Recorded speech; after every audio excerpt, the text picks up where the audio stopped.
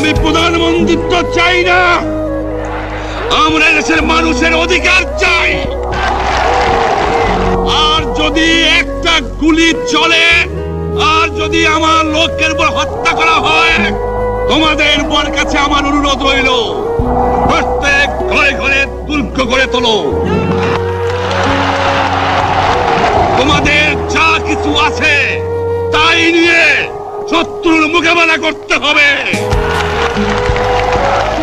এবং জীবনের তরে রাস্তাঘাট যা যা আছে সবকিছু আমি যদি হুকুম দেবার নাও পারি, তোমরা বন্ধ করে দেবে। তোমরা আমার ভাই, তোমরা বাড়াকে থাকো, কেউ তোমাদের কিছু বলবে না, কিন্তু আর আমার বুকের পর গুলি চালাবার চেষ্টা করো না, ভালো হবে না। 7 কোটি মানুষকে দাবায় রাখতে পারবো না। আমরা যখন মরতে শিখেছি তখন কেউ আমাদের দবাতে পারবে না।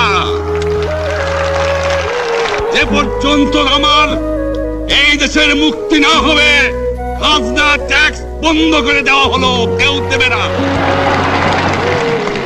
তবে আমি অনুরোধ করছি, আপনারা আমাদের ভাই, আপনারা দেশকে একেবারে জাহান্নামে ধ্বংস করে দিয়েন না।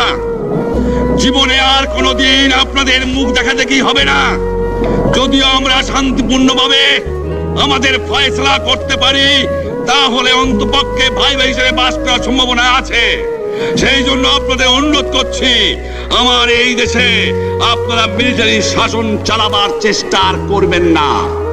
দ্বিতীয় কথা, প্রত্যেক গ্রামে, প্রত্যেক মহল্লায়, প্রত্যেক ইউনিয়নে, প্রত্যেক সাব ডিভিশনে আওয়ামী লীগের নেতৃত্বে সংগ্রাম পরিষদ গড়ে তোলো, এবং তোমাদের যা কিছু আছে তাই নিয়ে প্রস্তুত থাকো।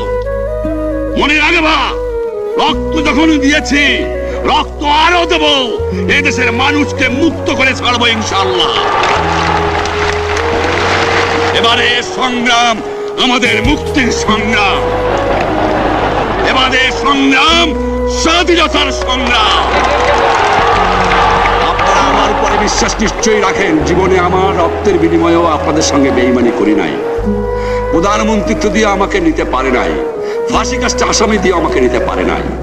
যে রক্ত দিয়ে আপনারা আমাকে একদিন জেলের থেকে বার করে নিয়ে এসেছিলেন, এই রেসকোর্স ময়দানে আমি বলেছিলাম আমার রক্ত দিয়ে আমি রক্তের ঋণ শোধ করবো, মনে আছে?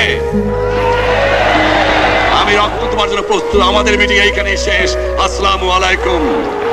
জয়।